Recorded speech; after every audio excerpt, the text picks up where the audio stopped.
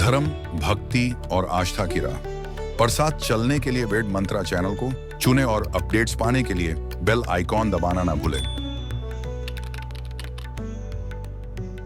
कनक भवन दरवाजे खड़े रहो, कनक भवन दरवाजे खड़े रहो, जहाँ सिया राम जी विराजे पड़े रहो। जय जय श्री राम, बोलिए अयोध्या धाम की जय, बोलिए राजा राम की जय। दोस्तों, अयोध्या धाम जो पहले था और अब में बहुत फर्क हो गया है, बहुत कुछ वहाँ बदल गया है। और मुझे मालूम है और मुझे भरोसा है कि आप सब भी गए होंगे अयोध्या, श्री राम लला का दर्शन करके जरूर आएंगे। मैं तो कई बार जा चुका, बहुत प्रिय लगता है। आज मैं आप लोगों से एक बहुत पुरानी स्टोरी है जो बहुत पहले की बात है। कनक भवन और हनुमान टीला यानी हनुमान गढ़ी, जहाँ पे हनुमान जी विराजमान है, उन दोनों के बीच में एक दशरथ महल है, जिसे बहुत पहले लोग बड़ा घर भी कहते थे। वो दशरथ महल है। तो उस दशरथ महल में एक पुजारी जी रहते थे, उनका नाम था राम प्रसाद, और उनके साथ और भी बहुत पुजारी रहते थे। सब के सब एकदम पक्का, यानी कि कुछ काम नहीं करते, कहीं जाते नहीं थे। बस उनका एक ही नियम था कि दिन भर में जो चढ़ावा आ गया, सुबह राशन मंगा लिए, भोग प्रसाद बना लिए, भगवान को भोग लगाए और खुद भी पा लिए। जो मिल जाता तो उसी में आप लोग काम चला लेते थे। बाकी कहीं कुछ भी मेहनत नहीं करते थे कि कहीं से कुछ आए। बस वही महल में रहते थे, भगवान का कीर्तन भजन करते थे। उस महल में राम जी का, लक्ष्मण जी का, भरत जी का, सीता जी का, शत्रुघ्न जी का, सबका फोटो बना है, मूर्ति है, उनकी वो पूजा करते थे। और एक दिन संयोग ऐसा होता है, कुछ भी वहां पे चढ़ा हुआ आता ही नहीं है, कुछ भी नहीं आता है।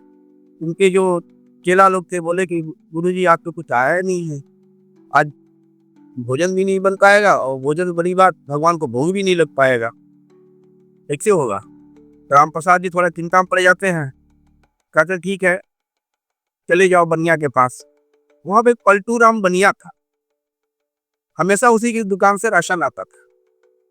तो राम प्रसाद जी बोले कि चले जाओ, उससे बोल दो कि भाई आज कुछ चढ़ावा आया नहीं है, आप कृपा करके थोड़ा इतना तो दे दीजिए, कम से कम भगवान को भोग लग जाए। हम लोग नहीं पाएंगे चलेगा, लेकिन भगवान को भोग जरूरी है। लेकिन पलटू राम बनिया तो बनिया था, उसे सीधा सा जवाब दिया कि भाई गुरु जी के साथ अभी तक तो रोकड़ा लेन देन होता था, उधारी का कभी हुआ नहीं है। मैं निवेदन करता हूं कि मैं उधारी नहीं दे पाऊंगा। उनके सेवक लोग वापस चले आए, बोले कि राम प्रसाद जी, तो बोले कि बनिया तो मना कर दिया, बोला उधारी नहीं दे पाऊंगा। बेचारे क्या करते, कहें ठीक है, तो नहाए धोए सब, और भगवान को बोले कि चलो जल का ही भोग लगा देता हूँ। तो थोड़ा सा जल लोटे में भर के रख दिए, बोले प्रभु आज कुछ है नहीं, आप जल का ही भोग लगा लीजिए। खुद बेचारे जल पी के सब संत और भजन कीर्तन में लग गए। शाम हुई तो शाम तक भी कुछ नहीं आया। तो शाम को भी वही हालत हुई कि कुछ नहीं है, क्या लगाएं भोग भगवान को। तो राम प्रसाद जी भगवान के पास गए, उनसे रिक्वेस्ट किए, प्रभु ये टाइम भी कुछ नहीं आ पाया है, आप जल का भी भोग ये टाइम भी लगा लीजिए, सुबह हो सकता है कुछ आ जाए तो आपको भोग प्रसाद मिलेगा।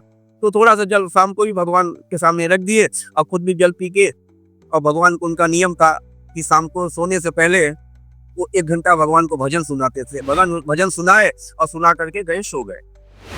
अच्छा, जो मंदिर था, भगवान की मूर्त थी, उस पे एक पीताम्बर, बड़ा सा पीताम्बर से उनको ढक देते थे। वो ये भी नियम था। मध्य रात्रि में, रात को 2 बजे अचानक से पलटू राम बनिया के दरवाजे पे ठक ठक ठक की आवाज होने लगी, और 3-4 बच्चे हंस रहे थे। तो पलटू राम का नींद खुला तो बच्चों का आवाज सुना तो खींच गया, बोला इतनी रात को बच्चे हमारे दरवाजा पीट रहे हैं, ये तो सही नहीं है, गलत है। वो गुस्सा में दरवाजा खोलते हैं, और दरवाजा खोल के जब बाहर देखते हैं तो लगभग 10-12 साल के, एक ही साइज की 4 बच्चे थे, और चारों एक पीताम्बर ही ओढ़े थे। और वो बच्चे कहते हैं, पलटू राम जी, तुम्हारे गुरुजी ने भेजा है आपके पास। बोले अरे बच्चे, तुम लोग आधी रात को तुम्हारे गुरुजी ने भेजा है। अब इतना वो बोल रहे थे, बच्चे घर में घुस गए, उनके घर में घुस गए। बोले ये जो पीताम्बर मैं ओढ़ा हूँ, इस पीताम्बर के कोने में गुरुजी ने पैसा बांध के भेजा है, और बोले हैं कि जाके पलटू राम बनिया को दे दो और उनसे कहना कि सुबह राशन भेज दे। अब वो बनिया परेशान, खोला तो उसमें टोटल 1600 चांदी के सिक्के बंधे थे। तो बनिया कहता है कि बच्चों ये तो 1600 सिक्के हैं। बोला हाँ। कह सुबह साहब पैसे का आप राशन भेज देना। तो बनिया कहता है कि बच्चों ये इतने पैसे हैं कि मैं सारा जीवन राशन भेजूंगा तो भी ये पैसा खत्म नहीं होगा।